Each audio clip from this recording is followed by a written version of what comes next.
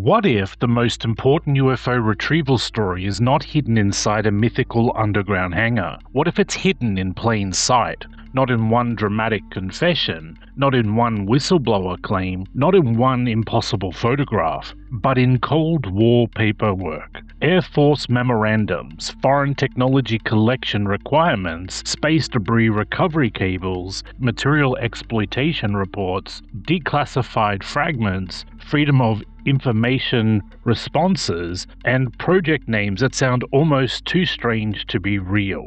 Project Moondust, Operation Bluefly. For decades, UFO researchers have argued that these programs may represent something deeper than ordinary military recovery work, a hidden architecture, a retrieval pipeline, a way to collect unusual aerospace material, move it quickly to technical experts, and exploit it for intelligence value. Skeptics argue the opposite. They say Moondust and Bluefly were not alien crash retrieval programs, they were Cold War recovery systems designed to locate Soviet satellites, foreign space debris, missiles, rocket fragments, and aerospace technology after they fell back to Earth. But here is where the story becomes interesting. The documents do not allow us to simply dismiss the UFO connection. They contain the language. They contain the structure. They contain the recovery logic.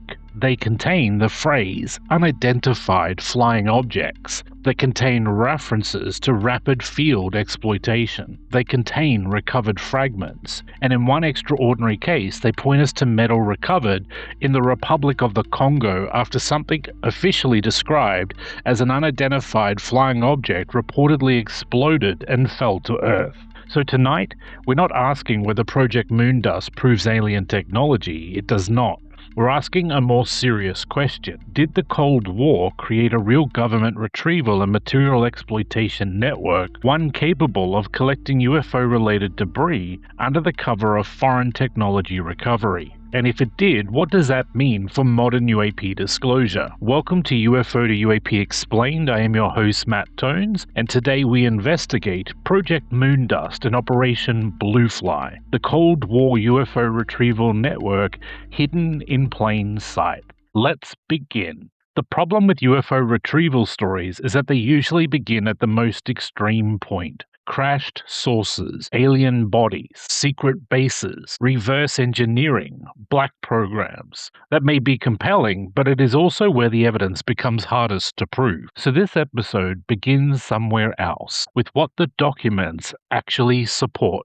During the Cold War, the United States had powerful reasons to recover anything unusual that fell from the sky. Soviet missile parts, satellite fragments, rocket components, spacecraft debris, weapons system residues, foreign aerospace technology, electronic components, heat shielding, guidance systems, materials, anything that could reveal what an adversary was building. This was not science fiction, this was intelligence. If an object from Soviet satellite re-entered over Africa, Asia, Europe, or the Americas, the United States wanted to know what it was. If debris landed in a foreign country, diplomats, military attaches, intelligence officers, and technical specialists might be involved. If the material could be recovered, it could be shipped to analysts. If the analysts could identify it, they might learn something about Soviet capability. That is the world Project Moondust belonged to.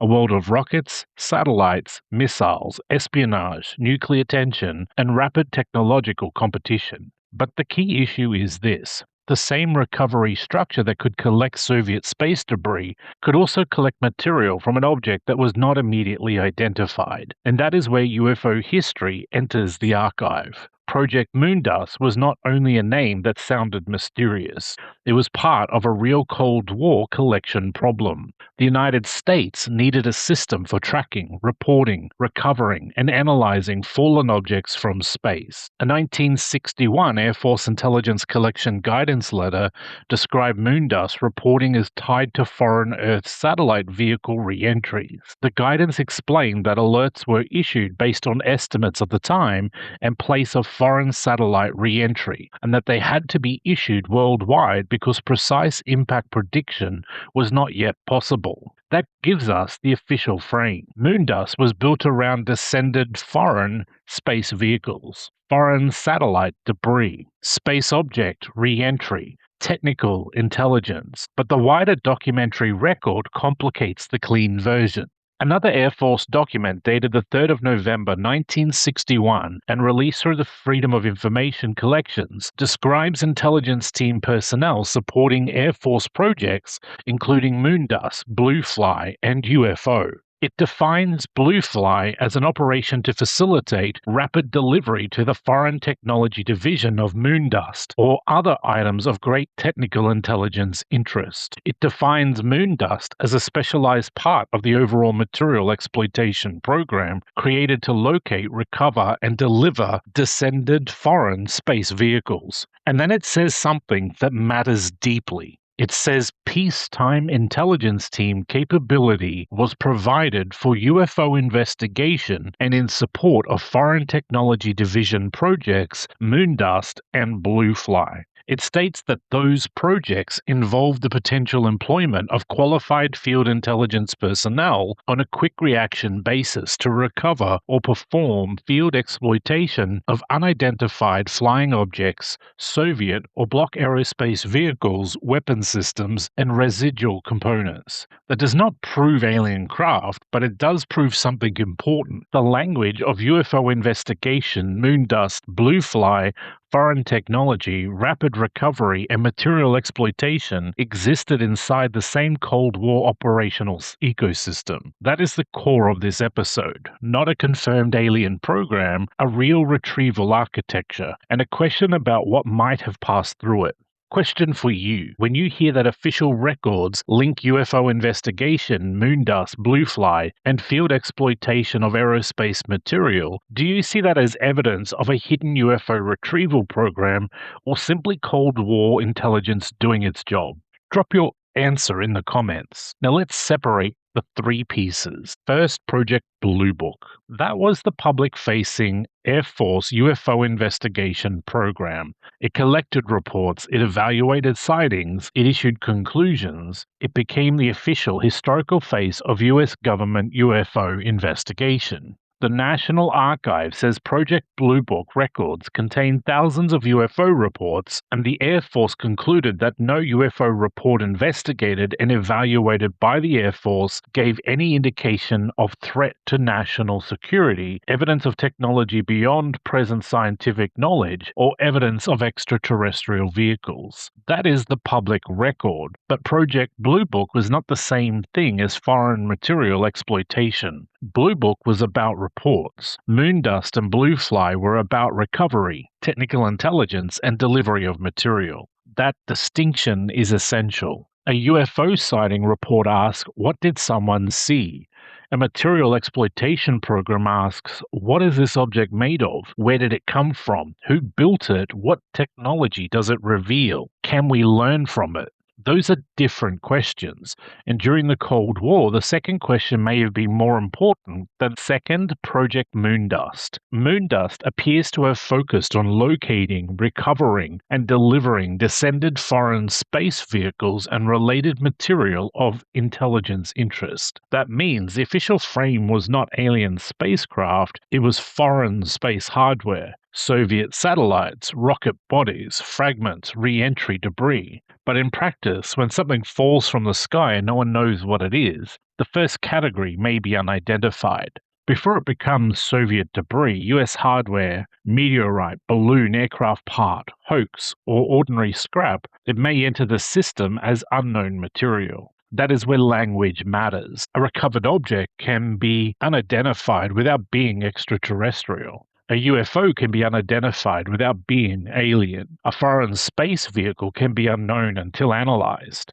The gray area is exactly where Moondust sits. Third, Operation Blue Fly. Blue Fly appears to have been the rapid movement and delivery side of the system, the mechanism for getting recovered material quickly to the Foreign Technology Division or to those who could analyze it. If Moondust was the broader recovery mission, Blue Fly was the quick reaction delivery channel. In modern language, you might call it logistics for technical exploitation. Someone finds material, a field team responds, the material is secured, it is moved, it is analysed, a report is written, and intelligence value is extracted. Again, that does not mean alien craft, but it absolutely sounds like the kind of architecture that a government would use if unusual aerospace debris were recovered. That is why moon dust and blue fly remain so important to UFO researchers.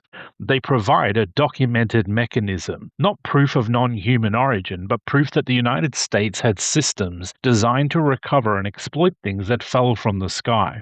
Now let's talk about the Congo. This is the case that pushes the topic from abstract program names into something physical. The National Security Agency hosts a document titled Exploitation Report, a fragment, metal recovered in the Republic of the Congo. The document is a difficult scan. It is not clean, it is degraded, but the core language is striking. The report concerns a metallic fragment recovered near Karakare in the Republic of the Congo. The report says the fragment was believed to be the result of a ground-level search after an unidentified flying object exploded and fell to Earth between the 10th and 15th of October 1965.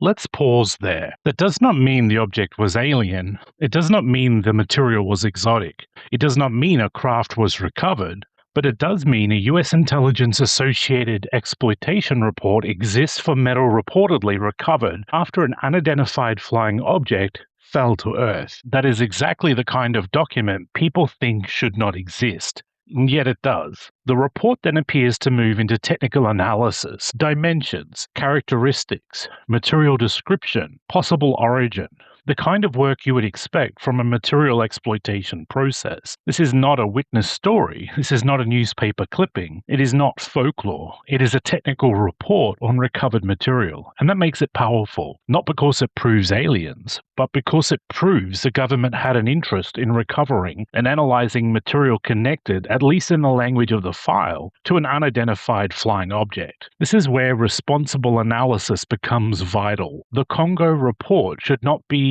inflated into the US recovered alien debris in Africa. That is not what the available evidence proves. The stronger statement is a declassified exploitation report describes a metal fragment recovered in the Republic of the Congo after an object identified in the report as a UFO reportedly exploded and fell to Earth. The report appears to analyze the fragment as recovered material, but the available public record does not establish that the object was non-human or extraterrestrial. That is the difference between investigation and sensationalism, and it is the difference this show has to maintain. Question for you. If a declassified file says metal was recovered after an unidentified flying object fell to Earth, but the analysis does not prove extraterrestrial origin, how should we interpret that? A major UFO retrieval clue?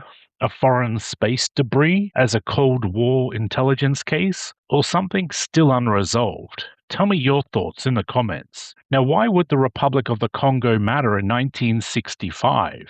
Because the Cold War was global. This is a mistake people often make when they imagine UFO secrecy. They picture the United States investigating only US skies, but intelligence is not domestic in that sense. If unusual debris fell in Africa, Asia, Latin America, Europe, or the Middle East, it could matter. If a Soviet material landed outside Soviet control, that was an intelligence opportunity. If a foreign government recovered fragments, the United States might seek access. If the material could indicate launch activity, satellite failure, weapons development, or space capability, analysts wanted to know. So the Congo case sits inside a global recovery logic. The question is not simply, was it a UFO? The question is, what intelligence value did the material hold, and who wanted to know? That is why moon dust and blue fly matter more than many people realize. They show that the United States was not simply waiting for reports to arrive, it had mechanisms for collection, field response, diplomatic coordination. technical exploitation, delivery to specialists, and communication between agencies. A 93-page State Department Air Force and DIA cable bundle from 1967 to 1972 documents moon dust and blue fly recoveries of fallen space objects and unidentified fragments examined in places including Nepal and Mexico. That broader pattern matters. The Congo case was not an isolated curiosity. It fits a wider Cold War reality in which objects fell from the sky and governments competed to identify them. Some were likely known space hardware, some were suspected Soviet material, some were eventually identified, some were not immediately clear, and some were described using UFO language. Now let's examine the phrase hidden in plain sight. Was Project Moondust hidden? Yes and no. It was classified, it operated inside intelligence channels, some documents were difficult to obtain, some records were withheld or destroyed. A 1986 Air Force Freedom of Information request response stated that the program's UFO blue fly and moon dust no longer existed and that records had been destroyed. That line is important because when people ask why this subject creates distrust, that is one reason. A program exists, documents are classified, Freedom of Information requests are filed. The response says the program no longer exists and that records were destroyed. That may be perfectly ordinary records management, it may be bureaucracy, it may be classified protection, it may be the end of a Cold War program. But to the public, especially in the UFO context, destroyed records sounds like confirmation of concealment, and sometimes secrecy creates a suspicion it was designed to avoid. This is a reoccurring pattern in UFO history. The government may not be hiding aliens, it may be hiding capabilities, sources, methods, diplomatic channels, foreign intelligence priorities, recovery procedures, technical exploitation routes. But when the public sees hidden file, destroyed records, and project names attached to UFO language, it becomes almost impossible to prevent speculation. That is the moondust problem. The official explanation is plausible. Foreign space debris recovery, technical intelligence, Cold War aerospace exploitation. But the UFO-adjacent evidence is real enough that people keep asking, was something else passing through the same channels? Now, let's talk about what a legacy retrieval program would actually look like if it existed.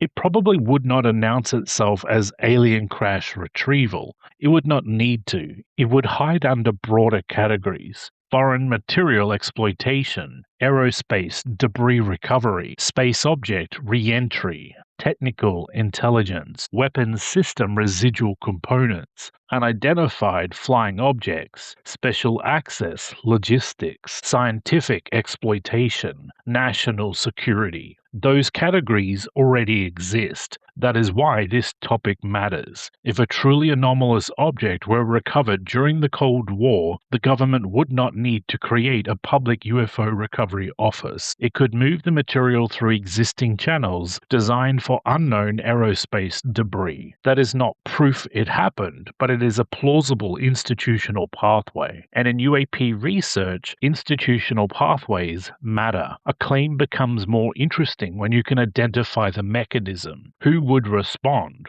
Who would collect? Who would transport?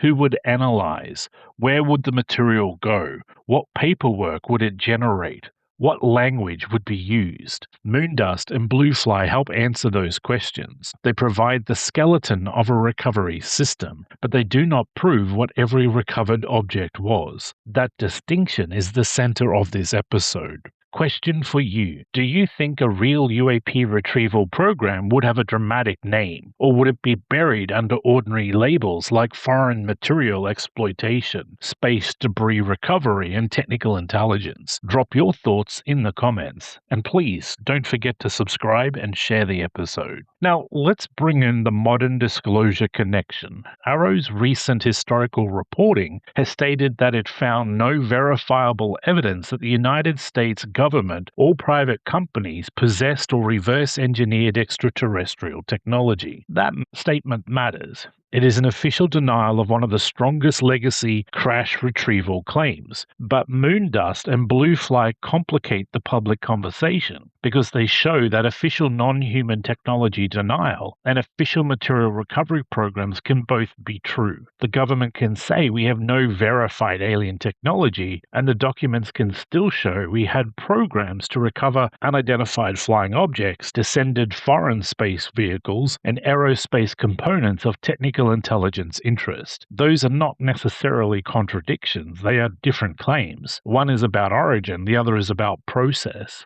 This is why the wording matters so much. A retrieval program does not equal alien retrieval. Recovered UFO debris does not equal extraterrestrial debris. Unidentified material does not equal non-human material. But none of that means the records are unimportant. They are important precisely because they show how the US government handled unknown aerospace material. That is the infrastructure behind the mythology. And sometimes the infrastructure is more revealing than the myth.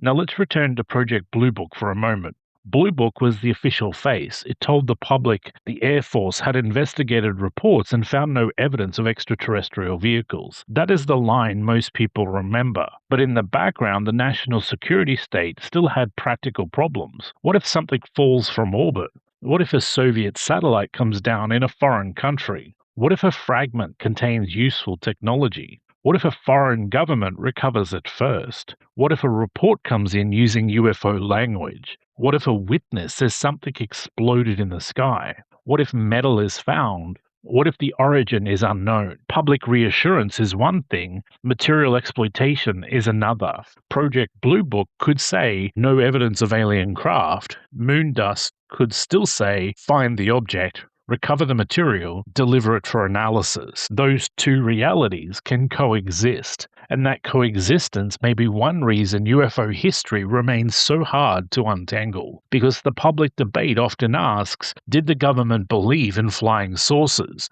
But the intelligence question was often, can we exploit the material? Those are different worlds. Now let's think about how this would sound to a Cold War intelligence officer. A strange object is reported over a remote area. Something explodes. Metal fragments are found. The local government cannot identify them. There is a possibility of Soviet origin. Maybe a satellite, maybe rocket debris, maybe a missile component, maybe something else. What do? You do not hold a press conference about aliens. You recover the material. You classify the report. You send it to technical experts. You analyze the metallurgy, you compare dimensions, you check known launches, you ask whether the object could be foreign, you determine whether it has intelligence value, you write an exploitation report. That is rational. That is exactly the sort of process Moondust and Bluefly appear designed to support. Now imagine that some of those objects are genuinely unidentified, not because they are alien, but because the data is incomplete. The source country is unknown. The launch record is unclear. The fragment is too damaged. The witness account is unreliable. The material is ordinary, but context is strange. Or the records are missing. That leaves a residue, a UFO residue. Not proof, but unresolved material inside official files. That is the area this episode explores, the space between Cold War intelligence and UFO mythology. Now, what about the phrase legacy UFO retrieval? This is one of the most sensitive phrases in modern disclosure. It suggests that before AARO, before modern UAP hearings, before the 2017 media explosion, there may have been older retrieval efforts hidden inside Cold War structures. Moondust and Bluefly are relevant to that conversation because they show they were older recovery structures, but they do not prove the most extreme claim. A careful conclusion would be this. Yes, the Cold War record supports the existence of programs capable of recovering and exploiting unusual aerospace debris, including material described with UFO-related language. No, the available documents do not prove that those programs recovered non-human craft. Yes, the Congo report provides a concrete example of metal recovered after an object described in the file as an unidentified flying object reportedly simply fell to Earth. No, that does not establish extraterrestrial origin. Yes, moon dust and blue fly belong in any serious discussion of legacy retrieval claims. No, they should not be treated as a solved case. That is the balance. Curiosity without overclaiming. Skepticism without erasing the record. Now let's explore the Congo report more carefully. The title alone is strong. A fragment, metal recovered in the Republic of the Congo. The report is hosted by the NSA. It is part of a declassified record. The scan appears to discuss a metallic fragment recovered near Karakare. And if I'm pronouncing that wrong, I do apologize. The spelling is Kere, Kere. The first page refers to the fragment as being believed to result from a search after an unidentified flying object exploded and fell to Earth between the 10th and 15th of October 1965. That sentence is the reason this case matters, because if this were just a random piece of debris, it would be interesting but not UAP relevant. If this were just a UFO story with no material, it would be familiar but weak. But here we have both. UFO language, recovered metal, technical exploitation, government archive.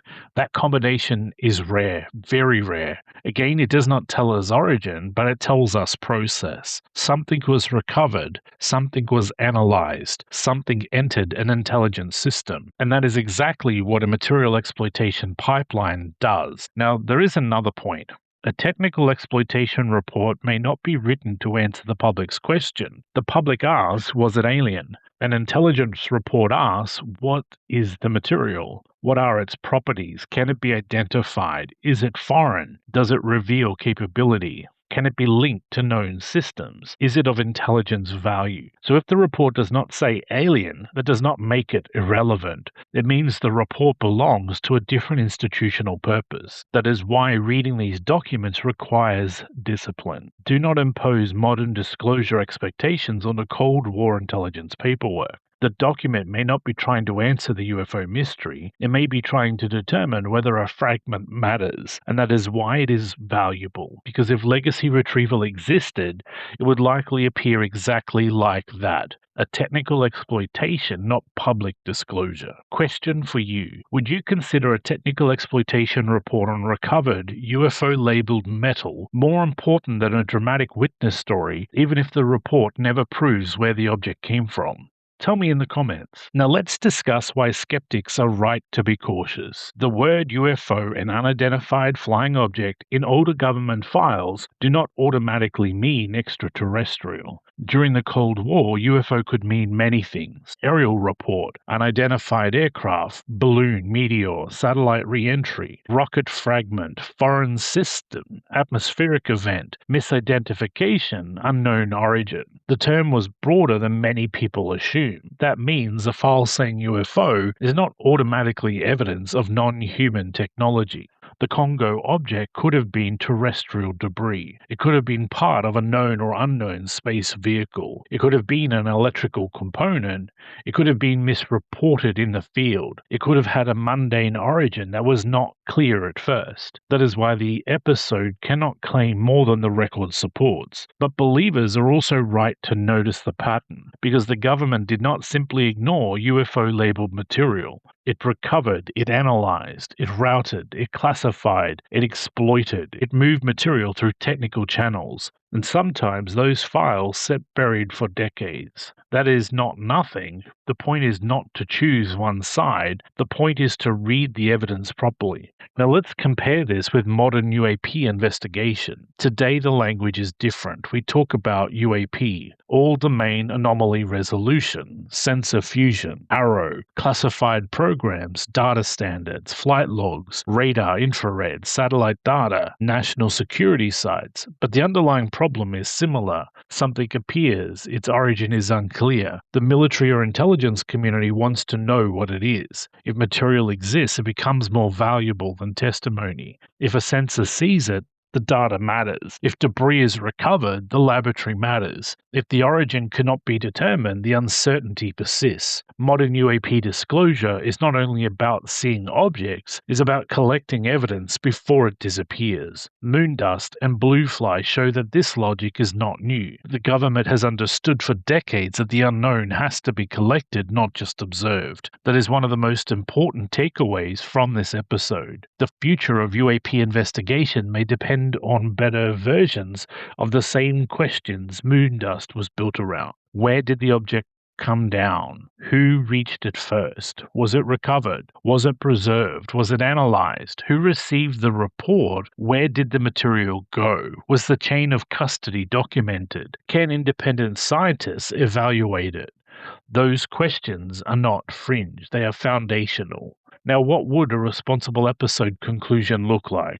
It would not say Project Moondust proves aliens. It would not say Operation Bluefly was definitely a UFO crash retrieval unit. It would not say the Congo fragment was extraterrestrial. The evidence does not support those claims. But it would say Project Moondust and Operation Bluefly deserve serious attention because they show a documented Cold War capability to recover and exploit aerospace debris and unidentified objects. They demonstrate that UFO-related language appeared inside foreign material exploitation and quick reaction recovery context. They show that the US government was interested not only in UFO reports, but in recovered material. And the Congo report provides a rare example of metal recovered after an event described in official language as involving an unidentified flying object. That is enough. Not enough to close the case, enough to open the question.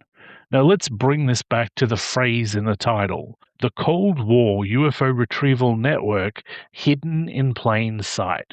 The network was hidden because it was classified, technical, and buried inside intelligence systems. It was in plain sight because the documents exist. The names exist. The definitions exist. The recovery logic exists. The Freedom of Information Trail exists. The Congo report exists. The debate is not whether these words are real. The debate is what they mean. Were Moondust and Bluefly merely Cold War space debris recovery programs? Were they part of a broader system that could absorb UFO-related material without public disclosure? Or were they the visible edges of a deeper legacy retrieval architecture? The question may not be one thing, it may be layered. At the outer layer, foreign space debris recovered. At the technical layer, material exploitation. At the intelligence layer, rapid field collection and delivery. At the UFO layer, reports and objects that entered the system unidentified. At the disclosure layer, decades of public uncertainty because the full records are incomplete, classified, destroyed, or scattered. That is why the topic matters. It is not a simple smoking gun, it is something more realistic, a bureaucratic pathway, a logistics chain, a Cold War mechanism for turning unknown objects into intelligence problems. And if any true anomalous material was ever recovered, this is the kind of system it would likely have passed through. Now, as we close, remember the central point. The strongest UFO stories are not always the most dramatic ones. Sometimes the strongest stories are the ones written in ordinary government language. Locate, recover, deliver, exploit, analyze, classify, destroy records, release in part. Those words do not sound like science fiction. They sound like administration. But administration is how secrets survive. Project Moondust and Operation Bluefly do not give us the final answer. They give us the machinery. They show us that the US government had practical systems for recovering fallen aerospace material across the world. They show us that UFO-related language was not completely separate from that world. They show us that recovered material, including metal from the Congo case, entered official exploitation channels. And they force us to ask one of the most important questions in the entire disclosure debate. If the legacy retrieval story is real, would it look like a secret alien program? Or would it look exactly like Cold War foreign material exploitation? Final question for you. After looking at Project Moondust, Operation Bluefly, and the Congo metal-fragment report, do you think legacy UFO retrieval claims become more credible, less credible, or more complicated? Leave your answer in the comments. This has been UFO to UAP Explained. I'm your host, Matt Tones. If you found this episode valuable, follow the show, share it with someone interested in UFO disclosure, Project Moondust, Operation Bluefly, Cold War intelligence, recovered UFO debris, Project Blue Book, AARO, and the hidden history of UAP retrieval claims. And remember, sometimes the secret is not a single object hidden in a vault. Sometimes the secret is the system built to decide what the object was.